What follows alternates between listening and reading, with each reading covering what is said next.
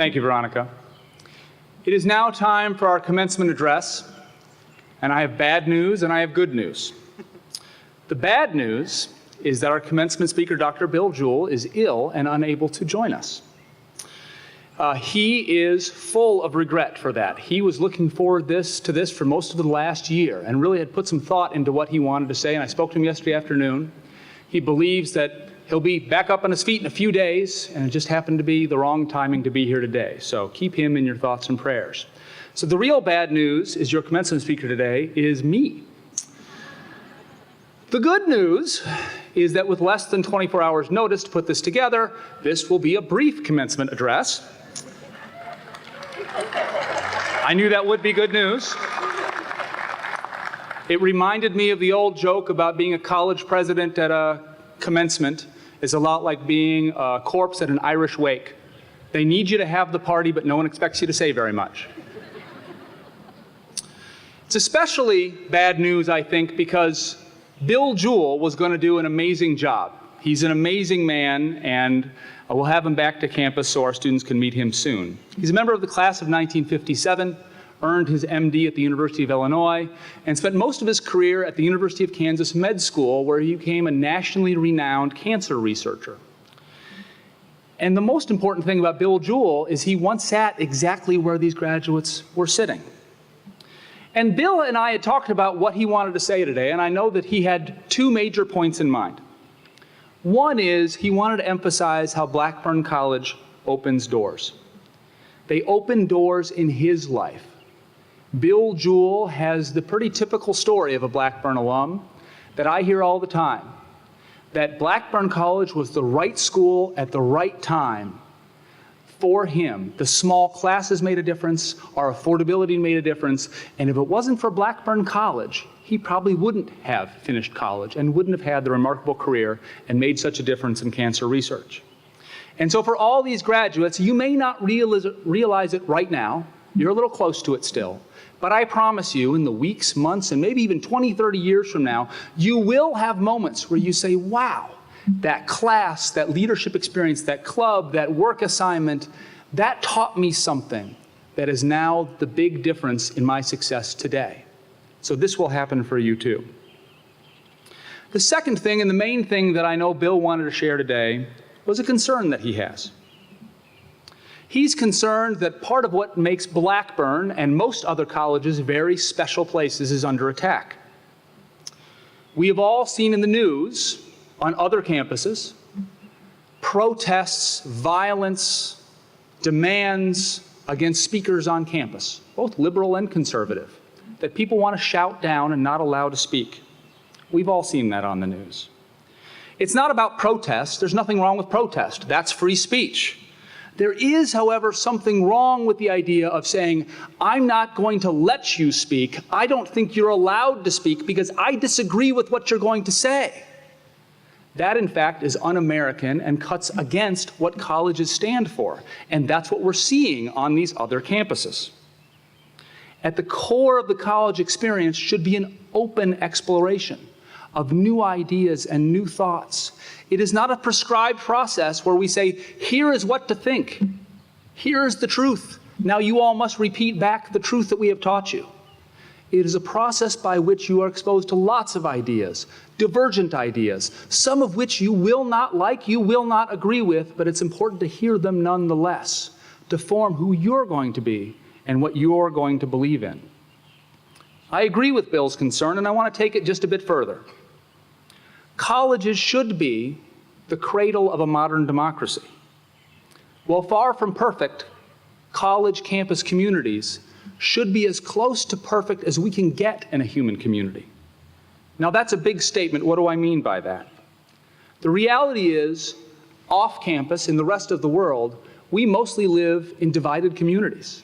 We're divided by socioeconomic class, educational level, religion, and most people spend most of their days interacting with people much like them. Off campus, the motivation tends to be profit and self-interest. Our society has come to incentivize the individual good. As we heard last night in the baccalaureate, it feels like greed isn't even a sin anymore. And there are rarely offside of campus environments opportunities to have real, meaningful conversation between people who might have different opinions. There are just not safe spaces to do that outside of a college campus. And college campuses like Blackburn are designed to be different from the rest of the world. We are motivated by inquiry and learning, not by profit.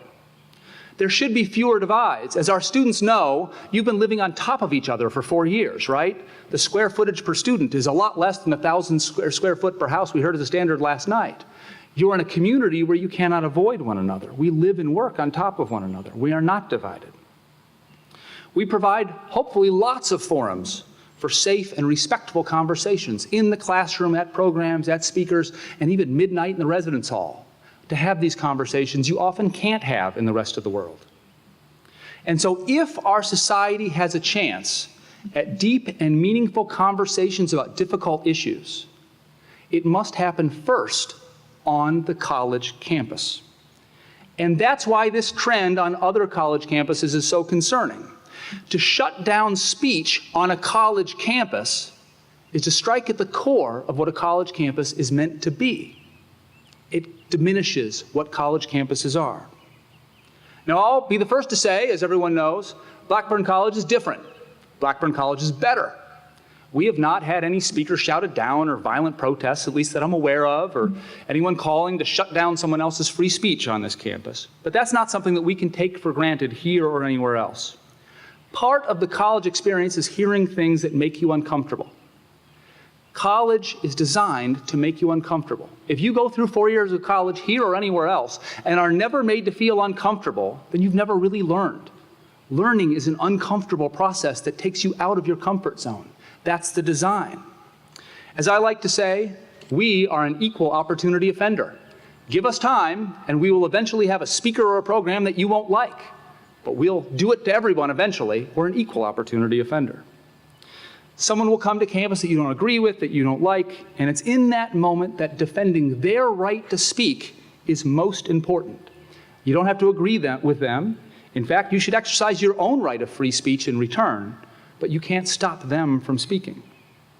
We are lucky at Blackburn College that we can and do expect more. We can expect it to listen to one another respectfully. We can expect to find minds open to new ideas, new perspectives. And we can expect to find people who understand that when you change your mind in the face of new evidence, that's a sign of strength, not a sign of weakness. We can expect a community of shared values, and when one individual speaks with a closed mind or makes assumptions about others given their own biases or prejudices, or seeks to win a fight rather than winning hearts and minds, we can expect that our community will rise up and assert our standards again. So we are lucky to be at Blackburn College. We are not perfect, but we are trying. But let me talk to the graduates now, because we are lucky to be at Blackburn College, but you all are about to leave and go out into that world I just described that doesn't have all of these benefits. You will find a world that doesn't always share our values. There are lots of people and organizations to blame for that. We can blame our politicians for playing to our basest instincts, for going negative and tarring their competitors, rather than convincing us that their ideas and their policies are better for us. We can blame our news media, mainstream or not, for presenting one-sided views, or presenting two sides as if they're equal when they're not, or for putting up talking heads on TV for a loud and boisterous debate, not a meaningful conversation. We can blame lots of people and organizations for the state of our society. Ultimately, however, graduates, it is on us. We should demand more. We should demand more from our politicians, that throwing mud will not earn our votes, that reason about policies will. We should demand more from the media, that real content, not a debate show where we get to root for our team like it's Sunday afternoon in the NFL. That's real news. We should demand more of our schools, K through 12 and colleges alike, that they should teach not just facts and writing and reading, they should teach character. That character engage in thoughtful and meaningful and respectful conversation. Values ought not be a dirty word in our school districts. We should demand more from one another, that reasonable people can disagree and not make character judgments about the other one, that we may have different opinions about steering refugees or abortion or budget deficits, and that doesn't make you or me a bad person. And in fact, We can learn from one another, because even if I don't agree with you, understanding your perspective will help me better understand my own. My favorite president of all time, Jed Bartlett on the West Wing, said, having talent and education does not place you above the rest of the world. It makes you responsible for it. So graduates, it is now on you. You have talent and education. You are now responsible for the world. It must get better. It must improve, or our nation will continue to divide, continue to fall prey to identity politics that emphasize our differences, not our similarities, and eventually our democracy will end. A house divided against itself cannot stand. Democracy is hard. Like Winston Churchill said, democracy is the worst form of government, except for all the others. It requires each of us to be open, honest, and free. And more importantly, it requires each of us to respect others who are being open, honest, and free. Most importantly, democracy requires leaders. It takes each of you graduates going out to be role models, defenders of our principles, and leaders in our communities. I'll admit this may not be the typical graduation speech, but that's not what Bill Jewell or I had in mind. You'd probably rather hear about how special and wonderful you are as graduates, but the reality is you are special and wonderful, and that's all the more important that you take your role as leaders in our democracy seriously. We need you to do this hard work. We need you to take these bold risks. We need you to be the leaders of the next generation. And so class of 2017, it's on you, and I believe you will do it. Thank you all very much.